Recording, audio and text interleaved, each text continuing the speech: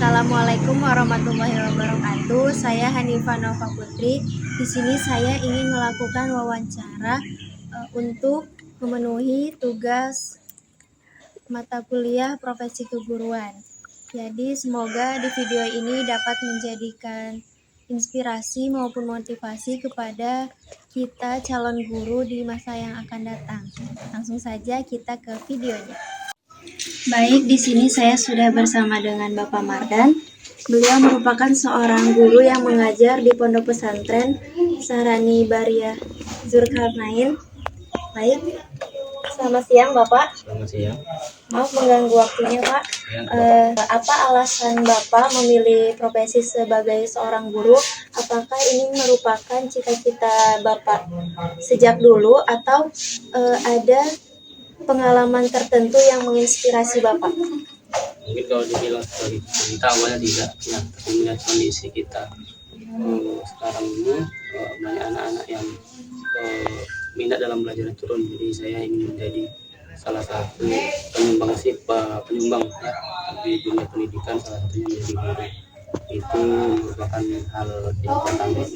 Dan kemudian saya juga melihat anak-anak kalau lagi belajar gitu, apalagi mereka mengerti paham tentang pelajaran yang kita ajarkan, menjadi senang begitu, jadi motivasi bagi saya. Baik. Kemudian Pak, apa gitu Pak tantangan terbesar yang Bapak hadapi dalam mengajar? Bagaimana cara menghadapinya supaya pembelajaran ini lebih berjalan dengan efektif dan menyenangkan? Tentunya kan kalau kita lihat dari kondisi karakteristik muridnya bagaimana kan gitu. Karena di setiap kelas pasti memiliki karakteristik yang berbeda-beda, sehingga kita harus mampu membuat metode pembelajaran yang bervariatif sehingga anak-anak tidak bosan ya, itu pertama. Kemudian kita harus bisa mendekati anak murid sehingga pembelajaran apa sih potensi mereka begitu, potensi karakter mereka bagaimana, sehingga pembelajaran nanti mungkin akan lebih mudah kita laksanakan di kelas. Pertanyaan selanjutnya, setiap siswa itu kan memiliki karakter yang berbeda-beda ya Pak. Kemudian bagaimana cara Bapak menghadapi siswa dengan latar belakang dan kepribadian yang berbeda itu? Ya, tentunya di dalam kelas kita harus menggunakan metode pembelajaran yang bervariatif, kemudian diimbangi dengan bagaimana cara kita untuk mendekati siswa, apa sih potensi siswa yang patut kita angkat, bagaimana karakter siswa, sehingga kedepannya kita mampu menganalisis atau melihat bagaimana siswa belajar, sehingga memudahkan guru tentunya dalam pelaksanaan pembelajaran di kelas. Apalagi ini di pondok pesantren, mungkin ditambahi kondisi siswanya agak lebih ribet sebenarnya dari sekolah umum pada umumnya. Jadi guru juga harus dituntut kreatif di situ. Kemudian di era digital sekarang ini Pak, bagaimana etika guru yang seharusnya dimiliki oleh seorang guru dalam memanfaatkan misalnya teknologi atau media sosial?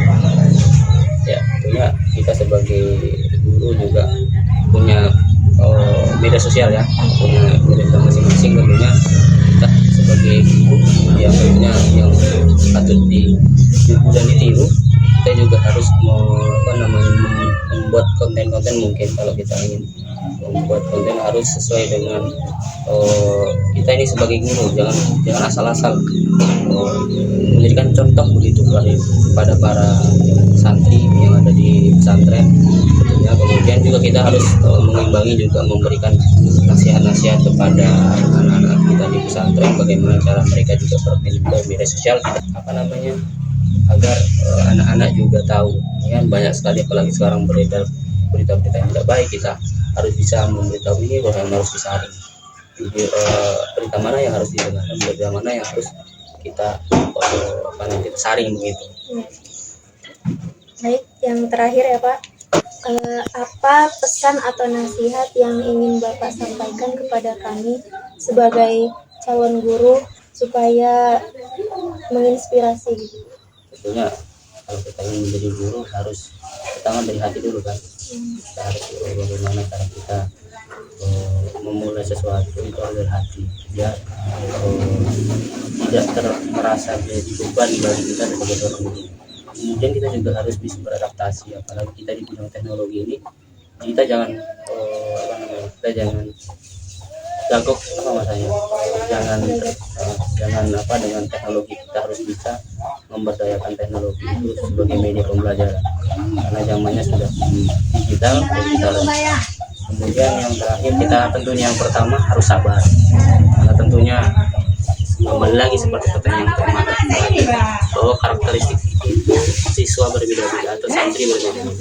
Jadi kita harus bisa menata cara kita berbicara. Jadi sabar memang hal yang menjadi kunci bagi kita sebagai orang guru, apalagi yang guru yang akan menjadi guru gitu kan. Guru ini harus jadi contoh gitu. Kesabaran di kelas itu sangat dituntut sekali bagi seorang guru, apalagi guru pembelajaran. Baik Pak, terima kasih kepada Bapak Mahdan yang telah meluangkan waktunya, kemudian telah berbagi pengalaman dan wawasan kepada kami tentunya sebagai calon seorang guru. Semoga apa yang telah disampaikan oleh Bapak menjadi inspirasi dan motivasi yang sangat membangun bagi kami generasi yang akan datang. Terima kasih Pak. Sekian wawancara hari ini, semoga video ini dapat bermanfaat dan memberikan wawasan kepada kita calon guru. Mohon maaf apabila ada kata-kata saya yang salah. Wabillahi taufik wal hidayah. Assalamualaikum warahmatullahi wabarakatuh.